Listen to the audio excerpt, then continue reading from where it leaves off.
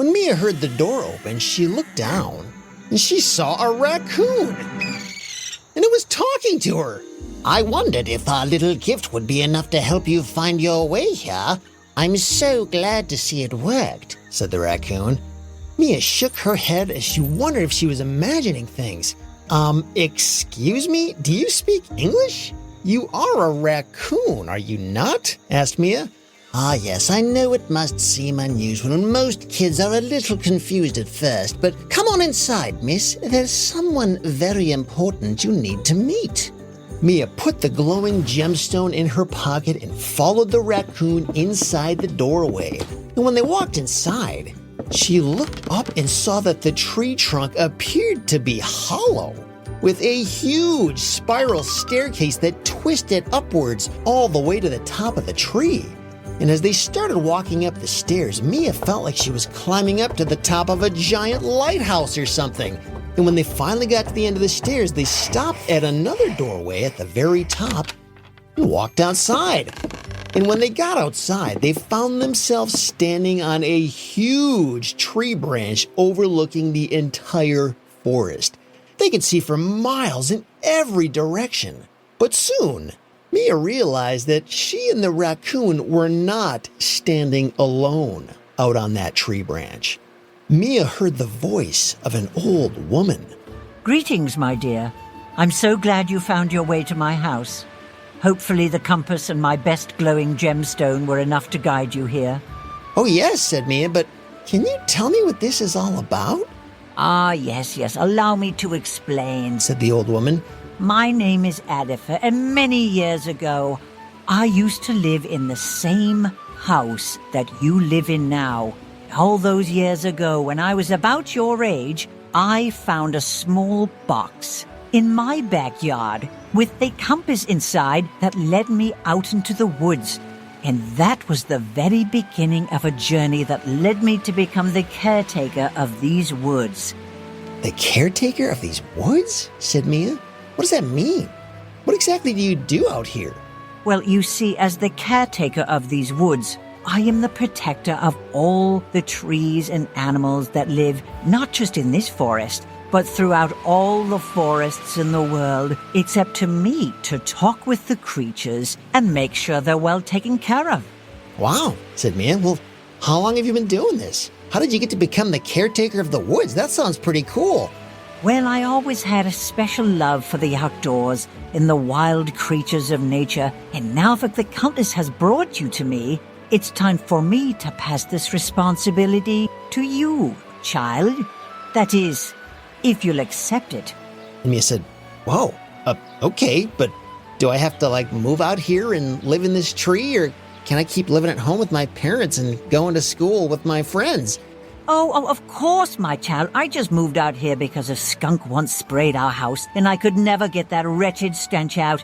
It smelled so bad that I actually found it was more enjoyable to just live out here. Well, I guess they must have cleared the smell out, because our house doesn't smell like that, said Mia. I don't know if you knew this, but there's sprays and carpet cleaners and stuff you can use for that, but okay. And Agatha said, oh, right. Perhaps I should have thought of that before moving out here. But anyway, you get the idea. So what do you think, child? Would you like to become the next caretaker of all the creatures and forests of the world? And Mia sat there and thought about it for about 3 seconds and said, okay, let's do it. Mia accepted, and Agatha gave her a golden ring that would give her the power to communicate with all animals everywhere. All she had to do was put it on her finger, and then suddenly, whatever noises or sounds they were making, she would understand exactly what they were trying to say. And she could even speak back to them, and they would hear her too.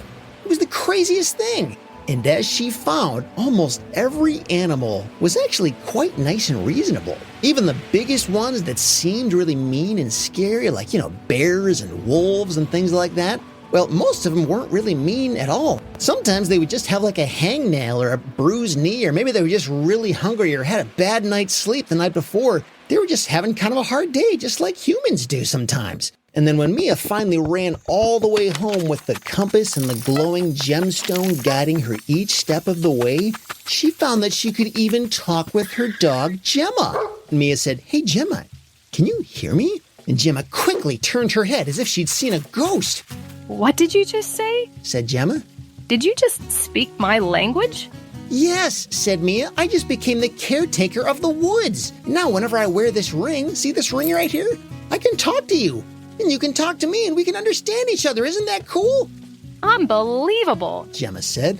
"All these years I've wished that you would understand me. I can't believe we can finally talk like this." "I know, isn't it cool?" said Mia.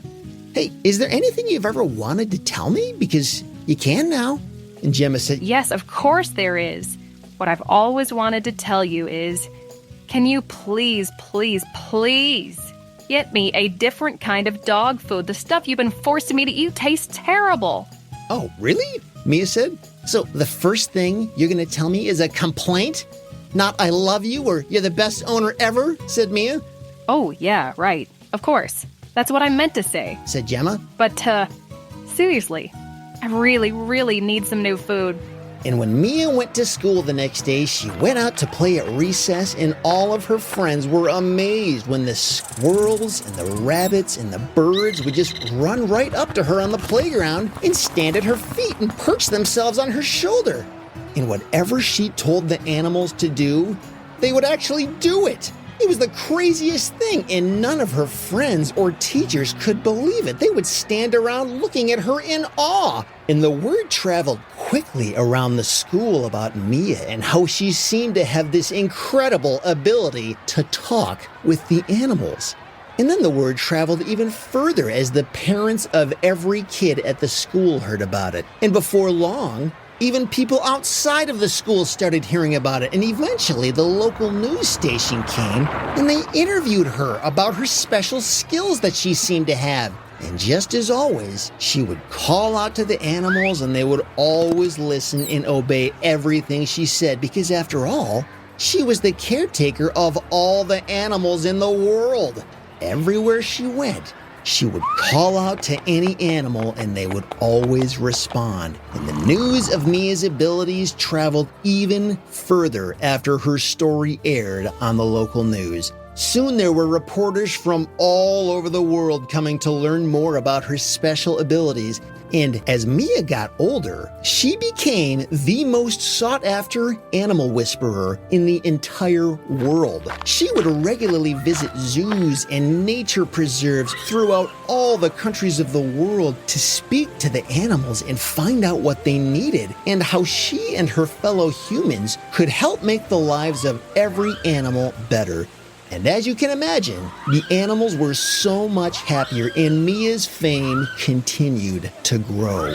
She was even featured as Time Magazine's Person of the Year twice in a row. And she met with presidents and prime ministers and kings of the nations around the world who wanted to better care for the animals of their countries. And she gave them invaluable insights that they all took to heart. And the relationship between humans and animals flourished in a way they had never flourished before.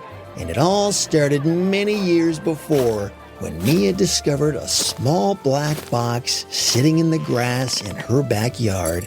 And after she opened the box and found the compass, her incredible journey that would change the entire world all began just as every great adventure does, with the decision to take that first step.